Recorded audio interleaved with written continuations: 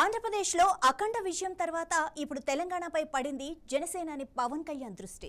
AP ఉప ముఖ్యమంత్రిగా బాధ్యతలు చేపట్టిన వెంటనే తెలంగాణ రాజకీయాల్లో చక్రం తిప్పేందుకు సిద్ధమయ్యారు.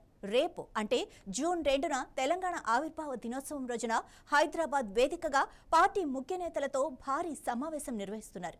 ఈ భేటీ ఇప్పుడు రాష్ట్ర రాజకీయాల్లో ప్రకంపనలు సృష్టిస్తోంది. తనను తన పార్టీని లక్ష్యంగా చేసుకుంటున్న వారికి గట్టి సమాధానం చెప్పేందుకు పవన్ సిద్ధమయ్యారని తెలుస్తోంది. గ్రౌండ్ లెవెల్ నుంచి పార్టీని బలోపేతం చేసేందుకు ఒక క్లియర్ రోడ్ మ్యాప్ ప్రకటించబోతున్నారు. ఏపీలో కింగ్ మేకర్ గా నిలిచిన పవన్ ఇప్పుడు తెలంగాణలోనూ అదే పాత్ర పోషిస్తారా? ఈ కొత్త రాజకీయ సమీకరణాలు ఎవరికి లాభం, ఎవరికి నష్టం?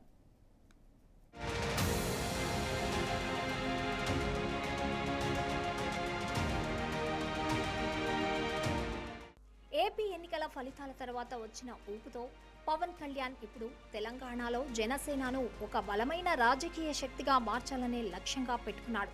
జూన్ 2న జరిగే సమావేశం దీనికి నాంది పలకనుంది.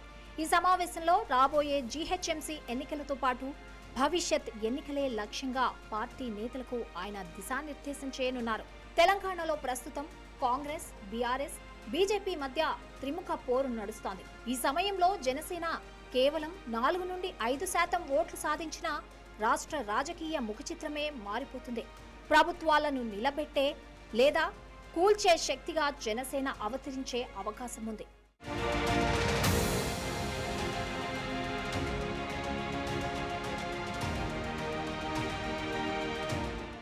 ముఖ్యంగా గ్రేటర్ హైదరాబాద్, ఉత్తర తెలంగాణలోని యువత, ఏపీ నుండి వచ్చి స్థిరపడిన సెట్లర్లు, మున్నోరు కాపు సామాజిక వర్గం ఓట్లు జనసేన వైపు మళ్లే అవకాశం ఉందని రాజకీయ విశ్లేషకులు అంచనా వేస్తున్నారు.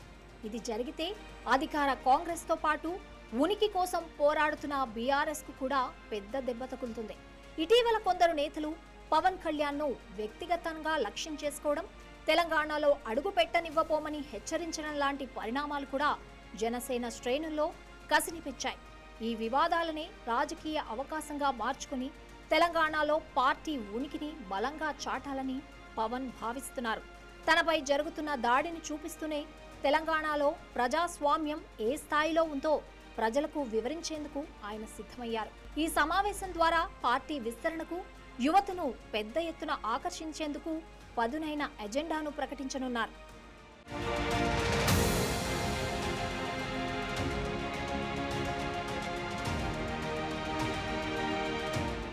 మొత్తం మీద పవన్ కళ్యాణ్ తెలంగాణపై దృష్టి సారించడం ఇక్కడి రాజకీయాలను మరింత వేడెక్కిస్తోంది. బీజేపీతో మిత్రపక్షంగా ఉన్నప్పటికీ తెలంగాణలో జనసేన స్వతంత్రంగా ఎదుగుతుందా లేక కూటమితో కలిసి వెళ్తుందా అనేది ఆసక్తికరంగా మారింది. రేపటి సమావేశం తర్వాత జనసేన అనుసరించబోయే వ్యూహంపై ఒక క్లారిటీ రానుంది. ఏది ఏమైనా ఏపీలో సంచలనం సృష్టించిన పవన్ కళ్యాణ్ ఇప్పుడు తెలంగాణ రాజకీయాల్లో ఎలాంటి మార్పులకు కారణమవుతారో చూడాలి. ఆయన అడుగులు ఎవరి కొంప ముంచుతాయో, ఎవరికి కొత్త బలాన్నిస్తాయో అన్నది కొద్ది రోజుల్లో తేలనుంది.